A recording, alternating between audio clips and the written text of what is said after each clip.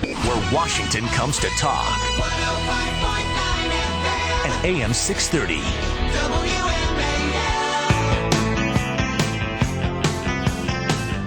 All right, welcome back, folks. I'm Dan Bongino here with you till 7 p. We are talking Syria. Busy news day for a Saturday. Such a nice day, too. Does the president constantly have to do this, playing politics, the Friday document dumps, and then the Saturday press conference? Folks, if you don't think that was calculated, I have a bridge over the bay I will sell you really cheap right now. We've had a great lineup of guests. We have Louis Gohmert, rep from Texas, coming on at 5:25. We had Major General Bob Scales, KT McFarland, Chris Plant, Bill Kristol, and we have been taking all sides of this issue. Folks, I tend to run from the libertarian streak of the party. I think we have to be very cautious right now and take a very deep breath. But I'd love to get the perspective of our next guest, Mario Mancuso. Thank you, sir, for coming on. I deeply appreciate it. It's my pleasure, Dan. Mario Mancuso is a former Deputy Assistant Secretary of Defense under Bush 43. Special Ops and combating counterterrorism is your area of expertise. And thank you for your service as well, sir. No thanks required. Thank you. It's my privilege. Well, I used to say that when I was in the Secret Service. They'd say, well, thanks for your service. I said, well, listen, you paid for it, and, I was proud to do it. So I'm familiar with that answer as well. But the first question I have for you here, we've been getting all kinds of different perspectives. Bill Kristol tended to align more with the, a larger commitment here. KT McFarland, I think, aligned a little bit more with me along the, hey, let's stand fast here and think about what we're going to get into. But with a war-weary public, war fatigue setting in, Congress out of session, hearing it from all their folks, what do you see as the next step forward now that I think the president, frankly, has punted to Congress and said, I decided, but now you guys decide? I think that this is an important part of the world for the United States. Not as important as Asia Pacific, but frankly much more urgent. I think for a variety of reasons, largely because of certain policy missteps that we've made in the past 2 years, that we're in the situation we are in now. We have fewer choices, and if we make bad ones, they turn into crises. The real issue, in my view, is not merely the chemical weapons ban. As important as that is, it's really Iran. U.S. credibility is on the line, and this is not just an academic point. Iran is taking our measure. If we can't enforce a red line with the use of chemical weapons against civilians, what do you think they'll do when we say there's a red line with respect to their development of nuclear weapons? That, I think, the inability to enforce that red line can lead to a situation where Iran miscalculates, and then we're in real trouble. Well, I agree. We're talking to Mario Mancuso, former Deputy Assistant Secretary of Defense. I think you bring up some good points, especially taking it from a historical perspective, which we haven't had with the prior guests, talking about some prior missteps that have led us to this point. We failed to get involved in the Iranian Revolution when we had a golden opportunity. And again, I'm just being honest. I tend to come from the libertarian wing of the party, not to entangle us in a lot of foreign messes where we don't understand the outcome, but that's not where we are now. So we didn't get involved there. And then the president, I thought, made a rather amateur hour mistake in declaring a public policy of a red line that he wasn't intent on sticking to. And that's what led us to this point now. I mean, doesn't that, in a way, and I think you alluded to it before, degrade our international reputation and just encourage international actors like Putin and the Iranians to just defy us openly, knowing there's no consequences? Absolutely. And let me tell you, I'm not one, I don't propose that we should go on military adventures willy-nilly. We should think of American interests first. We should not be blind to the oppression of other people, but we should think of American interests first. At the same time, we have a very different security profile than any other country in the world. We have different interests. And therefore, we are at where we're at. And I believe that it's really dangerous for the United States when a U.S. president speaks and the rest of the world, frankly, disparages it and discounts it. I worry not just with respect to Assad and not just with respect to Iran, but what about China? What about North Korea? Right. What about all the other threats we face? Earlier this week I was walking my girls to the bus stop, and frankly, the irony could not escape me. Here they are, 7 and 5. I'm taking them to the bus stop. They're heading to school, first day of school. And we're actually debating what to do with respect to a two-bit tyrant in the Middle East that just had recently deployed chemical weapons against his people. And that's where I come at this from. Yeah. Well, we're talking to Mario Mancuso, former Deputy Assistant Secretary of Defense for Spec Ops and combating terrorism under the Bush 43 administration. Is that correct? Yes. All right. Okay. Want to make sure we have all of our facts straight here. Your bio is very impressive as well. So again, thank you for your service there. Now, my question here. What if Assad survives? We're talking about externalities, policy externalities generated from poor decision-making historically. But let's say he takes the Clinton approach of lobbing some cruise missiles in there. Assad survives.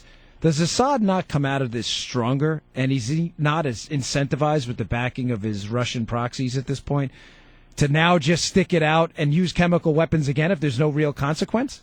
The answer is, I think the short answer is yes. I think if he survives, just like every other time we've launched cruise missiles against in similar situations, I'm thinking Gaddafi, not in 2011, but many years ago, he'll be able to claim to the vaunted Arab street that he survived. But we should not base our decision-making on what we think the political resonance of what an Arab leader might say the day after we attack. We should make it on the basis of what we think makes sense for the United States. And here the situation is so bad that, frankly, that the risks of action, and the risks of action are real, are not necessarily greater than the risks of inaction. The risks of action are, obviously, if we don't do enough, we actually haven't vindicated the principle that you can't use chemical weapons, and we haven't resurrected U.S. credibility. The risks of overreaction will be to incite the Iranians and their proxy Hezbollah to get involved in a fight, which would be messy. Oh, but if we don't do, if we don't do anything, U.S. credibility. I said this on the show a few days ago, is in the gutter, and I don't say that lightly. And that's what I care about. I care about how does the U.S. address the short-term problem, but also reposition itself so that it can defend its interests on a going-forward basis with respect to other threats. That's important. We're talking to Mario Mancuso, former Deputy Assistant Secretary of Defense under the Bush 43 administration. Sir, how do you see the Israelis responding here? I'm just, and I'm reading live on my Twitter feed, as you are, I'm sure. It seems to be that they're bolstering up the blue line now with the Iron Dome, and it looks like the IAF is getting active in Lebanon. But how do you see a timeline here with the Israelis? I think they have to be calculating a very serious response to this as well, assuming that this could spill over their borders any minute. I mean, we already, and their border with the Sinai, they're already in trouble over there. The Sinai seems to be venturing into lawlessness. Yeah. Obviously, listen, the Israelis have lived in a tough neighborhood for a long time. I think there's a relatively low probability that the Israelis are attacked. However, you never know. Assad can do something, frankly, irrational. And if that happens, then all bets are off. So if Hezbollah attacks Israel, obviously, if Assad attacks Israel, that's just a different story altogether. But a moment ago, I mentioned that the Iranians are taking our measure. Well, our friends, the Israelis, are also taking our measure. Remember that the backstory to this is Iran's drive for regional hegemony and obviously their quest for nuclear weapons. If, in fact, the Israelis don't believe that President Obama and the United States administration can enforce a very clear red line, then I believe their trigger for action in another context, i.e. with respect to the nuclear weapons program that Iran's pursuing, will be very different. So that's the other dimension to this, is that I don't think we should see this problem as only Bashar al-Assad and Syria and chemical weapons, as important as that is, but it's really the other side of Iran's drive for regional hegemony. In fact, many Iranian leaders refer to Syria as the 35th district of Iran. And just for historic reasons, there are only 34 districts within the geography of Iran, to give you a sense of just how important they see this country to their own strategic interests. Right, and this Sunni-Shia battle has been going on for time immemorial, it seems. And K.T. McFarland, our last guest, had brought up that, is this a battle we should insert ourselves in between at this point? You have, Saudi proxies on the Sunni side. You have al-Qaeda operatives. My fear here, and we're talking to Mario Mancuso, is we get involved here and we wind up having an Egypt situation where it's not an enemy of my enemy is my friend. It's my enemy of my enemy is my enemy who's now in charge. Yeah. I mean, al-Nusra, the al-Qaeda connections, in a power vacuum in a country like Syria, which I think you'll agree does not have the military structure Egypt did. I mean, there's some very dangerous possibilities there, are there not, for a hierarchy taking over? Yeah, absolutely. And again, I think it's important probably for another day to talk about policy missteps. Right now we're in a situation we have to sort of address it. But if this were a different, say this, all of these parties were fighting themselves in a different part of the world at a different time, and Iran wasn't next to it, in many respects this would be a dream, right? Mm-hmm. Radical Shiites fighting radical Sunnis, we would just say, why get involved?